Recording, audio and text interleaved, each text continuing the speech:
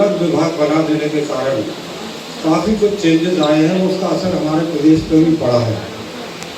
हमारे तत्कालीन प्रमुख सचिव और वर्तमान प्रमुख सचिव रजिस्ट्रार एक मुहिम चला के विभाग में कुछ आधारभूत संरचनाएं बदलने की काफ़ी कोशिश की जा रही है। उसी क्रम में ARPO का भी गठन करने का प्रस्ताव आया। तो जैसा कि हमारे वरिष्ठ साथी एडीसी साहब प्रकाश जी ने बताया कि अनुबंध के आधार पर भी टैक्स जुड़ेंगे, क्योंकि हमारे पास सबसे बड़ी कमी जो आ रही है वो है मैन पावर की। हमारी समितियाँ सक्षम हैं, आर्थिक रूप से सक्षम है, लेकिन हमारे पास कर्मचारी नहीं है। हमारे सचिवों को एक समिति या 3 समितियाँ देखना पड़ती है।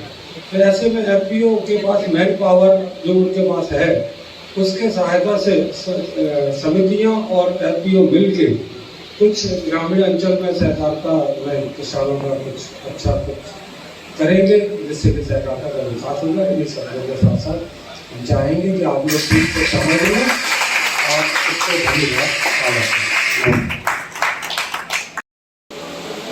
कि FPO के साथ सहकारी समिति अनुबंध करके लाभ अर्जित कर सकती है। आप सबने इस चीज को महसूस किया है, पहले भी आपने कम से कम 1 साल से ये कार्यक्रम चल रहा है, जिसमें शासन के स्तर से विभाग को भी निर्देश दिए गए थे कि अधिक से अधिक FPO को जोड़ करके सहकारी समितियों से अनुबंध कराएं और जो शासन की मंशा है उसके अनुरूप सहकारिता विभाग का सहकारी समितियों का लाभ। इसी दिशा में श्री सफल कृष्णा फार्मर प्रोड्यूसर कंपनी के ये जो मालिक हैं, मैं इनसे जो क्या नाम है, अमृत सिंह, इन्होंने वास्तव में 1 साल से ये लगे हुए इस कार्यक्रम में, जब से ये योजना आई हुई है कि हम किसी तरह से सहकारी समितियों से अनुबंध करके किसी तरह से अपना प्रोडक्शन मार्केट में अथवा किसानों के मध्य लाएं। इस दिशा में इन्होंने हमारी मैक्सिमम समितियों से, जिले की मुझे लगता है 54 समितियों से आपके द्वारा अनुबंध किया जा चुका है। ये इनकी संघर्ष अनुबंध हुआ है। मैं उन लोगों से बोलना चाहूँगा कि आप लोगों ने जो अनुबंध किया है हमसे, उस अनुबंध में आप लोगों ने ये सारी चीज़ें पढ़ी हुई कि जो कार्यक्रम हमारे FPO के माध्यम से आपकी समिति से और हमारे FPO के बीच हुआ है, उसमें ऐसी कोई बिंदु या ऐसी कोई बात नहीं लिखी है जिसमें आपकी समिति पर कोई अनुकूल प्रभाव पड़े। ठीक है। और दूसरी बात मैं आपको और बताने वाला हूँ कि आपकी समिति के बीच में जो भी व्यवसाय कार्यक्रम चल रहा है, उस कार्यक्रम के तहत वहाँ पर हमारा कोई भी ऐसा उत्पाद नहीं है जिससे कि आपकी समिति के ऊपर अनुकूल प्रभाव पड़े। हमारे FPO के द्वारा जो भी आपके वहाँ पर जो उत्पाद रहेगा वो एकदम अलग रहेगा, जिससे आपकी समिति प्रभावित ना हो। तो मैं आप लोगों के सामने बस यही कहना चाहूँगा कि यदि आप आगे चल के जो अब अनुबंध हुए हैं और भी जो अनुबंध होंगे, तो वो सारे अनुबंध आप पहले पढ़ते हैं, इसके बाद ही साइन करते हैं। तो हम आपसे बस यही अनुरोध करेंगे कि आपका साथ और हमारा साथ यदि दोनों लोग मिल जाते हैं तो इसमें समिति का लाभ और हमारे FPO का लाभ और सरकार का लाभ, इसी क्रम को आगे बढ़ाते हुए अब हम अपने शब्दों को विराम देते हैं। जय हिंद, जय भारत।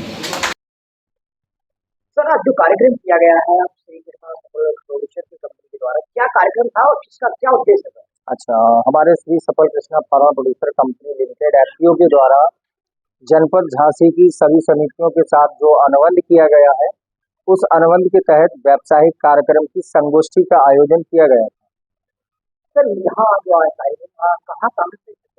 हाँ, हमारे जनपद की जितनी समितियां हैं उनके सारे सचिव उपलब्ध थे, जैसे कि हमारा विकासखंड मौत के सभी सचिव थे, अंबरगढ़ के थे, ताड़ौल के थे, मौत के थे, सैमरी के थे, चिरगांव के थे। सर, क्या आपका कंपनी का क्या उद्देश्य रहेगा, किस उद्देश्य को लेकर कंपनी काम जी, भारत सरकार के द्वारा जो गाइडलाइंस निकली हुई है उस गाइडलाइंस के अनुसार हमारे एफपीओ को जो आदेश पारित हुआ है कि आप जनपद के अंदर जितनी समितियां हैं उनके साथ समृद्ध होकर अपने व्यवसाय का अनुबंध कर अपने व्यवसाय को और समितियों के लाभ को बढ़ाएं और अपने व्यवसाय को और अपने एफपीओ को ऊंचाई पर ले। अनुबंध करेंगे उसमें रिस्क नहीं है। जैसे गेहूं खरीद का काम था, रिस्क का था कि डिलीवरी नहीं हुई या किसी कारण से कम ज़्यादा हुआ तो हमारे सचिव साहिबान से के वेतन से कटौती आदि की जाती है। इसमें ऐसा कुछ नहीं है। आप जो अनुबंध करेंगे इनको ही डिलीवरी कराना है, इसमें इनको ही खरीद करना है, इनका आपको कुछ करना नहीं है। आपको न तो पैसा लगाना है, आपका मात्र रजिस्ट्रेशन लेना है। एक ध्यान जरूर आप लोगों को रखना है कि उसमें भी है कि जैसे खाद का व्यवसाय है, खाद के व्यवसाय में आप अनुबंध नहीं कर सकते इसे, उसमें पूरे गाइडलाइन पड़ेंगे। तो खाद का व्यवसाय नहीं है इसमें।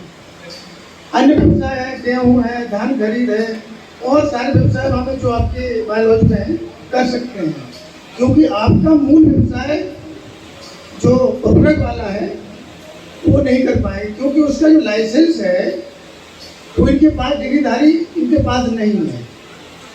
यदि ये इनके पास होता है या इनकी नई गाइडलाइन आती है तो कर सकते हैं। इसमें ऐसी कोई खास वो नहीं है कि आप लोग से डर है। जैसे पिछले साल बड़ा गांव का अनुबंध कराया था, उसमें इन्होंने तो सब कुछ कर दिया था। मैंने कहा कि नहीं, ऐसा नहीं करना है। जो व्यवसाय आप नहीं कर सकते हैं, आपको जो मिलना ही तो है इनसे, वो करिए। जो व्यवसाय मार्केट में आप नहीं कर सकते हैं इनसे करिए, अनुबंध करिए।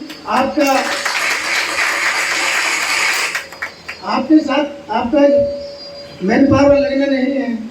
आपकी बिल्डिंग मान ले खाली पड़ी है, ले लो। जहाँ जमीन खाली है इनसे ले लो, जितो उसमें जमीन को